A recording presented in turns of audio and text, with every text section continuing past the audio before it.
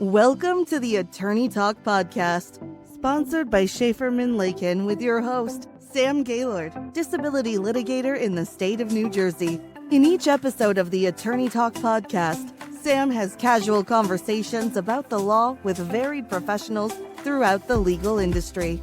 You can find this show on all the major platforms, including YouTube, LinkedIn, Facebook, Apple Podcasts, Spotify, and on our website, Szaferman.com. Now here's the host of Attorney Talk, Sam Gaylord.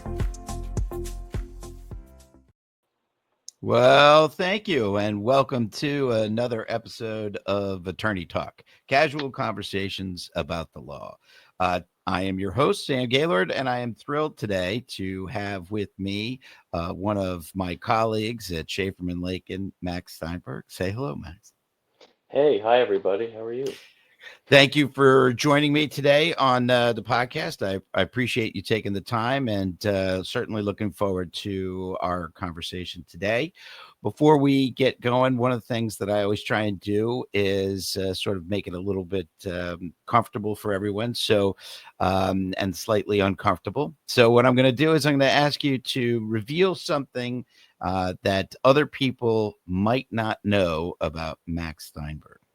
So it's a little unfair because if you spend 10 minutes with me, I'll get to the topic. I'm a huge movie guy. I love old cinema, new cinema, to the point where I have all my buddies texting me on Saturday nights or Friday nights looking for movies to watch with their significant others or alone. And I got like 5 or 6 of these a night. So I started my own movie review Instagram where they could just go there and if I like a movie, I'll post it there or give it, a rating out of 10 and they could go from there. So I'm a big movie guy. That's excellent. That's excellent. So now I have to ask, what is your favorite movie? So it depends on the context. I think I could rewatch the movie Interstellar by Christopher Nolan in 2014. I've seen that the most. I could Okay. rewatch that all the time. But I think the most well done movie is Godfather 2, certainly not more rewatchable than Godfather 1, but 2 is more complex than 1. I think it's better done, but it's a harder watch than 1. So either of those, dealer's choice as to which one you like the best. Fantastic. Fantastic. So, Max, you have been with Schaeferman now for a little while, correct? Yeah, LinkedIn told me it was my 5-year anniversary yesterday. I don't Oh, think that's right okay. because I can't imagine starting in May. But that's what they said, and the powers that be at LinkedIn think of at my 5-year anniversary, so I guess I am. Well, congratulations. That's outstanding. I know that you are an integral component of the sort of business and estate side of things, but I'm not going to steal your thunder. So why don't you give everybody a little background in terms of what you're working on at the firm? What's your area right now of I would say the most experience or expertise that you currently are having. Yeah, so I'm in the business department, and that covers most of the transactional work here, a lot of estate planning, anything to do with a contract. We cover it. We do a lot of residential, commercial transactions. We represent some institutional banks in loan transactions, and then we do estate planning as well, in terms of, what I do. I do all of them. Some weeks it's skewed differently. But at the end of the year, kind of evens out where that kind of balances my practice. Nice, nice. And so, and in all of those areas, at least some form or another that you're sort of working on. So, sort of a varied area, sort of keeping things interesting. Yeah, yeah, it's never dull out here.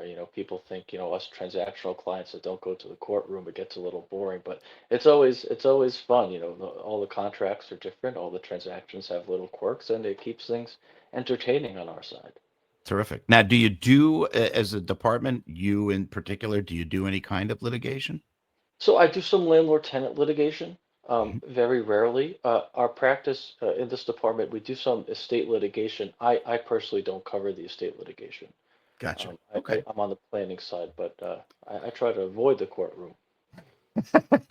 And why I laugh and why I think that's funny is because I think a day without going to court for me, I think I would start to go through withdrawals. So I find it very very entertaining that we can the lawyers do different things and specialize in different things, but each has its sort of flavor of the month, if you will, in terms of what you enjoy the most. And yeah, for me, if I were in a position where I was reviewing contracts or whatnot, that let's put it this way, that would not be for me.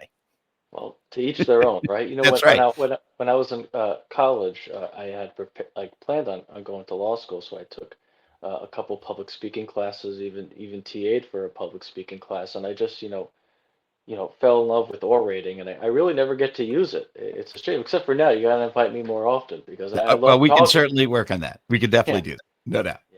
yeah. Well, that's funny because one of the questions I was going to ask, we'll move it up here a little bit, but you mentioned that when you're in college that you were thinking already about going to law school. So, what's sort of the history behind that, or what's sort of your story in terms of what prompted you to go to law school? So I think I always deep down knew I was going to end up here. It took a while for me to convince myself that it's what I wanted. But I've had grandparents and parents always tell me that I'd be a great lawyer because I loved arguing as a kid. Little do they know, I don't argue that much. Um, but that was always kind of told to me, and I always thought, hey, this is something I like doing. Um, Right. and I just ended up here. I think it was probably my senior year of high school, where you sit down, you're about to graduate, and you're planning on what you want to do in college. And a part of my college application process was tailored to what I wanted to be when I grew up. And Mhm. I think at that point, becoming a lawyer was set in stone. Gotcha. Yeah, my story is a little bit more entertaining than in the sense that and I'll never forget, it was between eighth and ninth grade, and there was a mandatory, you had to read a nonfiction book, and I read F. Lee Bailey's biography at the time, and I said finished, did my report, and I told my mother, that's it, I'm going to law school. So that's sort of that was it. And I went to college because I was going to go to law school, and I was a political science and history major because those were the two majors at the time that really law schools were looking at, that kind of thing. So yeah, and now 30 plus years later, here we are. So let me ask you a question. So of all the things that you work on, I get the sense from you that you really enjoy what you do on a daily basis. That's fair. For sure, for sure. Okay. I enjoy coming to the office, and I'm sad leaving sometimes, Right. depending on what I'm going home to. But Well, now before we started here today, you told me some pretty good news, right? You want to share that? sure. My wife Terry and I welcomed our second child on April 17th. We now have two boys in the house, so it gets a little rowdy. So the peace and quiet of the office is a nice respite during the day. Which is probably why you might not want to leave right away when you Yeah, have yeah. that. Well, Mazel Tov, that's Thank you. wonderful. Thank you. And how old is your oldest? So my oldest Izzy is 3.5. He'll turn 4 in October. Nice, nice, Yeah. wonderful. Well, that's certainly a blessing, and congratulations to you on that. Thank you. Um, in the types of things that you are working on, is there any one particular area or something that you really think that that's something that you really enjoy over the others, or is it sort of the variety is what you enjoy? So the enjoyment comes from a place of confidence and comfort. The real estate transactions are where I feel the most comfortable. That was the family business growing up. So I came into this with um, not being a novice. I had some sort of knowledge. I worked for my dad's company in the summer in high school. Wasn't doing anything also important. It was taking out the trash and making sure Right. All the activities. Oh, we lost you. you lost me. Oh, there we go. Mm. All right. All the activities that you would give a 14-year-old kid in high school, um, Right. that they would trust me to do. I did, but I picked up some things while I was there, and I came Nice. in with um, some sort of understanding into becoming a transactional attorney. So the enjoyment comes from comfort and confidence that I could do those things, and I know them. I'm still new at this. Nice. Nice. Now I saw that you had gone to Cardozo Law School, Yes, I did. and right in the city, right? Yeah. Did you enjoy being part of New York City sort of for the 3 years of law school?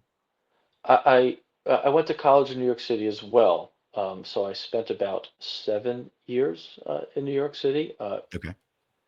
Not my personality. It's a hustle and bustle sort of place, and I'm a little bit more relaxed. I'm more of an outdoors guy, which if you see a tree on your morning commute, you'll be very thankful. In New York City, I enjoy outdoor activities like hiking, golf, tennis. So can't really do that in the city. And I felt a little um, not great about it. So I was happy to Gotcha. leave when I had the opportunity. Well, good. That good. So now, after law school, did you do a clerkship or go right to No, Schaferman? How did that work? I came straight here.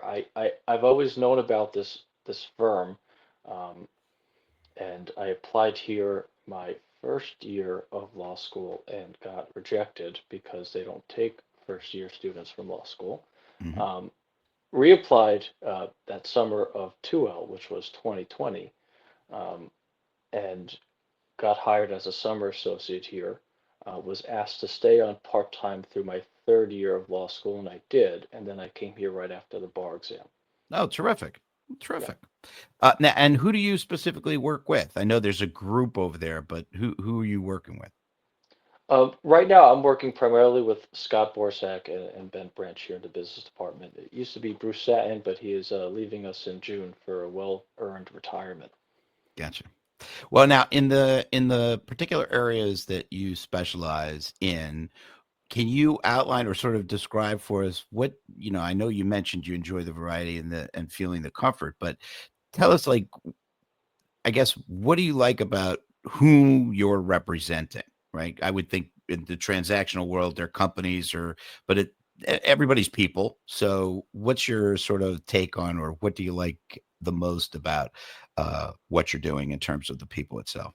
Well, you're helping people feel secured in their business because or their homes. If you're selling or buying a house for a couple, that's a big deal, and I do some of that here. And um, whether or not you're on the buy or sell side, it's an important deal for families to sell a house, and you're having a meaningful impact on their life, knowing that by me helping them, they're going to be okay in that. And then on the commercial side, if you're representing businesses, you're helping them feel secure that their business is going to be okay if they're buying or selling something. Sometimes if you're selling your practice, it's often, and that's a non-real estate transaction, but if you're selling your practice, it's oftentimes you're at the later stages of your career and you're ready to either do something different or go ahead and retire. And you're helping them feel secure at that milestone of their life, and it's a big deal. It's a big deal for them, it's a big deal for us, and it's a big deal for us to make sure they feel secure. Nice, nice. And I guess in that sort of departmental situation, by way of, not just yourself, but other attorneys working with you, carrying the variation, that you can sort of provide that kind of security blanket, if you will, in the sense of being able to handle multiple issues that might come up. Yeah, and we work as a team here on a lot of transactions, and even if you're taking it on yourself primarily, we have weekly meetings to discuss what each attorney is working on, which staff member is allocated to them. If there are any questions come up, even if it's before and it's more emergent than our weekly meetings, there are people here to discuss. When you come to Schaeferman, and I think this is interdepartmental, if someone has a question, this is a team effort through and through, and you're getting a wealth of attorneys with a wealth of knowledge. So this is a great place to work, as you know.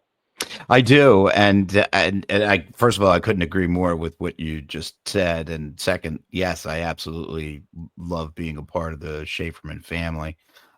This is my fourth year now, and having operated my own for almost 19 years, and you talk about security, is having your own attorneys on standby in case of security. That there's nothing like knowing that you sort of have the blind side covered. You don't have to think about it. So I certainly have that perspective, and can appreciate when you're talking about it that way. The need for what it is that you do.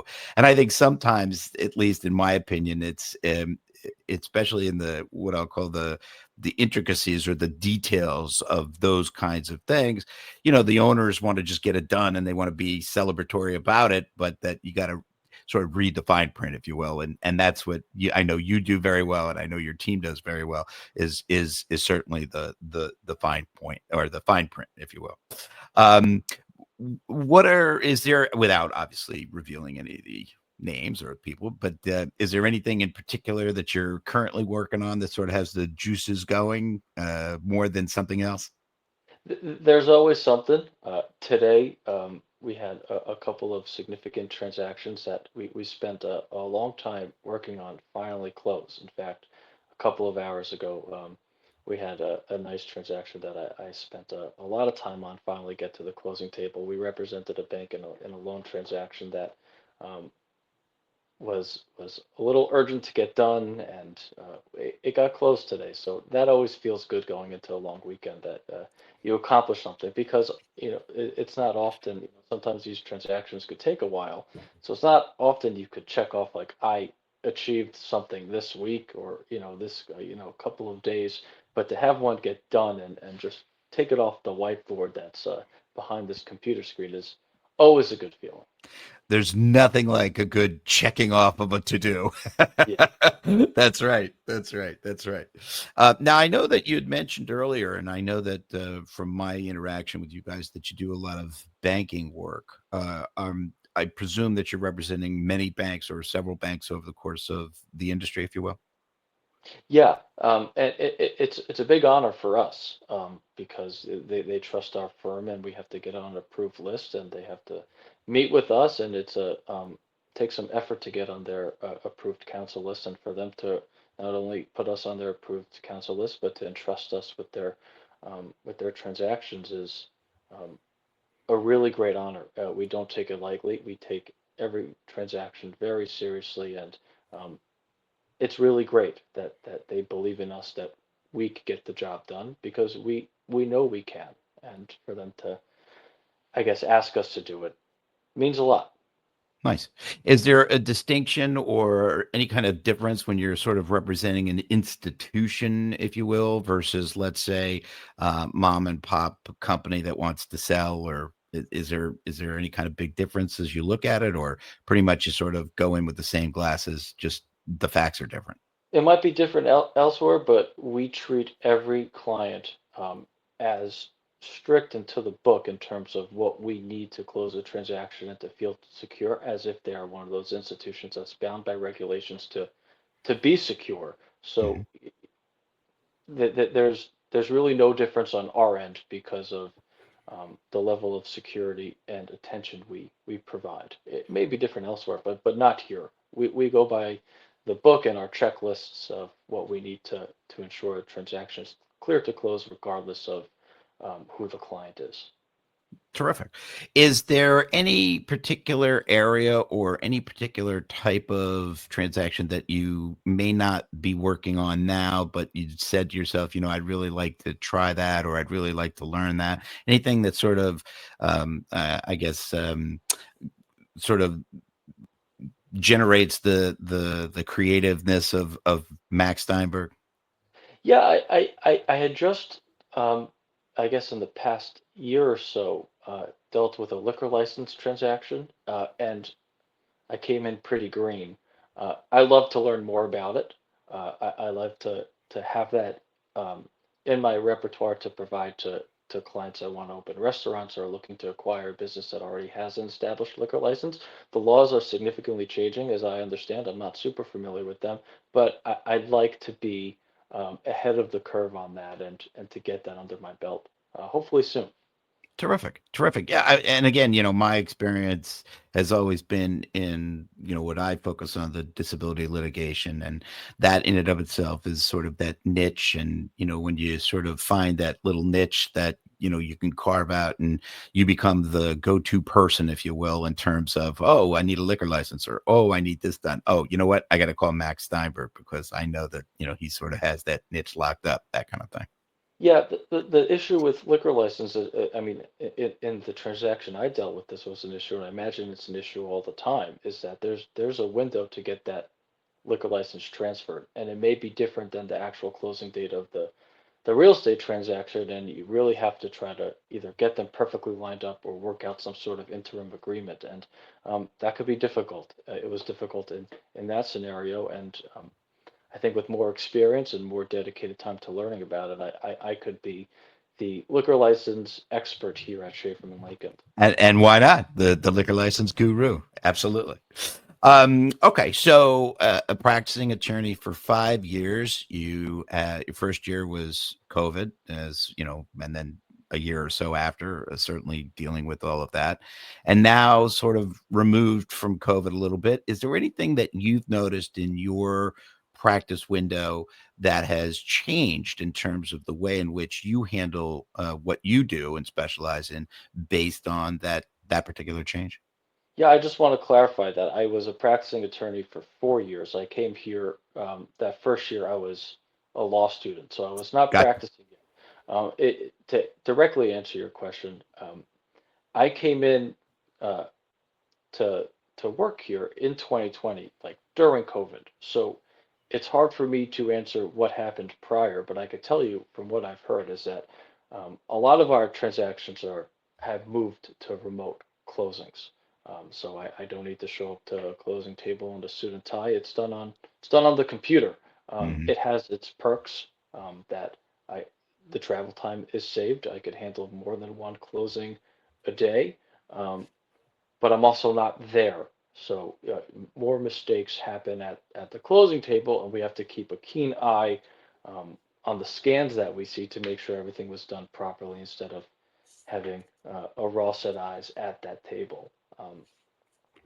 Comes with the trade, and it's the new era that things are just happening online, and we have to work with it. Yep, absolutely. Um, and in your experience, if I had to sort of put your feet to the fire, what would you say that you wished was different about the way in which you go about having to practice in the area that you do? Oh, that's a good question, and I may not have an answer for it. Um, I'm gonna have to get back to you on that one, and That's I'm gonna fair. I'm gonna pass for now. That's I'm not okay. sure. Yeah. Okay, terrific. Well, again, that's what this is all. That's the whole premise of what we're doing here, and I think that's actually a perfect answer, because the whole premise of attorney talk is just to have people realize that although we are attorneys, and although we practice law, and we do what we do in sort of a high intensity situations, can be at times, that we're regular people. you Yeah. know the Well, you pants know what? go I on at did. one at a time. With that said, I did come up with one thing, and it may be controversial because we are in the work from home era. But when I started here as an associate, and I continue to do this, I'm in the office as much as I can be. I have a new child at home, so I'm not in every day because I'm at that stage of my life. But I try to be here as much as I can, especially when I first started. It Yep. was very important to me to have attorneys here in the office for me to bounce ideas off of and learn from. I try to go to lunch here with attorneys every day and ask questions and listen to what they have going on uh, in their work life because it's important for me to learn. And it's if they weren't here, I would feel a little isolated and a bit uh, greener than I think I am. But I have the privilege of having attorneys work on every side of this office. They are here to answer questions, and it's not hard to get a hold of them. And I don't have to send them an email, "Are you available?" and then a call 10 minutes later, and then it was a 30-second question that I don't need to Right. waste time on Yep. bothering with No. anything like Uh, that. yeah, and I gotta say, I couldn't agree more. It's 25 years prior to COVID. I get up every morning and I put a suit on, and I always told my wife that, in the closet, getting the suit on, I always felt sort of like, it sounds quirky, but felt like the knight, in the olden times, where you're putting on the suit of armor, you're ready to go into battle, and you're just sort of getting mentally prepared for that. And then all of a sudden, I haven't been seen, other than the random opportunities, I haven't seen the inside of a courtroom in 5 years, and it's driving me crazy. Yeah. And I think there's a lot missed. I think that the collaboration, I think the education, I think the knowing or learning how to do what we do better is driven by watching those who have done it for a long time doing it, so that you say, oh, I didn't think of that, or oh, that's a really good way to do this or that, whatever it might be. And I think a lot of that is lost with what I sort of now perceive in terms of my court experience as being very transactional. Somebody comes on, they wait their turn, they do their thing, say, judge, I'm leaving. Whereas we would all be sort of sitting in chambers and everybody would be kibitzing about their kids or vacation or whatever it might be. And it's one of the things that's lost. And that on the flip side of the coin, what's interesting is that, like you pointed out, I can be in Camden, Mount Holly, and Trenton all in one morning, and I never left the my desk or my laptop. So There's good and certainly bad. pros and cons to both. One aspect that I will touch on is that I'm not sure what kind of student or study habits you had, but my philosophy as a high school, college, and law student was I needed to physically compartmentalize my school life and home life. I was married during law school, so it was important to me to make sure that if I needed to get work done, I was in the library till midnight. But when I stepped foot through that door, I was present and I wasn't, doing homework or reading case law. I compartmentalized my life. And then Mhm. my half of the midway of my 2L year, I was stuck in a studio apartment. Everything was on Zoom, and I never built that muscle to to be a good student with devices of my television, couch, Right. Xbox, Right. spouse there, So it was certainly a tough adjustment for me. I certainly got better at it now than when it first started, but I never picked up that ability to work from home efficiently until I was forced to do it. And it was definitely a tough adjustment. We're somewhat removed from that, so I've Right. certainly gotten better, but definitely Terrific. tough at the time. Well, Max, before I let you go, and before I again want to say thank you for taking your time out of your day and joining us here on Attorney Talk. But before I let you go, any last words or anything that you just sort of want to say to our listeners about Max Steinberg? Yeah, so I hope some of your audience is prospective attorneys, people that are floating, I guess the idea around in their heads um, to become an attorney, and I think that's great. My message to people that want to join this profession is that if you want it, um, you'll find a place and an avenue within this broad profession of being a lawyer that you'll love. So I hope more people come into this profession with the love and excitement um, that you have. I know and that I have because it's great. It's Yeah. really fun. And Yeah. I'm not sure I would love going to court every day like you, and I'm not sure you love reading contracts all day like me, but there's something for you in this profession Yeah. um, that meets your personality and your traits. So Yeah. um, Yeah. Yeah. welcome and join us. Yeah, I couldn't agree more. Absolutely couldn't agree more. I think that, it's great for me because I know, like I said, it's a little over 30 years and every day I still love my job. So I know that I'm in the right spot and things are going well. So I'm a little newer at this than you, but I feel the same way. terrific. Well, Max, again, I want to say thank you. And if people want to get in touch with you after the show, what's the sort of best way to get a hold of you? Yeah, so you could go to Schaferman.com and find me on the attorney list, or you could call the office and they'll give out my email or contact information. The same way we could find Sam Gaylord because we work at the same place, they could find me. So um, Terrific. I look forward to hearing from people, and I thank you for um, welcoming me and letting me do this today. This is awesome. Terrific. Well, I appreciate you taking the time. I appreciate you being a guest here on Attorney Talk. It's been my pleasure to have you on, and I know that my audience certainly is. I'm sure has gotten a lot out of it, and so thank you very much. And I want to thank everybody for joining us on Attorney Talk, casual conversations about the law. I look forward to seeing everyone on our next episode. Till then, stay well, stay healthy. Bye now. You've been tuning into the Attorney Talk podcast, sponsored by Szaferman Lakind, with your host, Sam Gaylord, disability litigator in the state of New Jersey. You can find this show on all the major platforms, including YouTube, LinkedIn, Facebook, Apple Podcasts, Spotify, and on our website, Szaferman.com.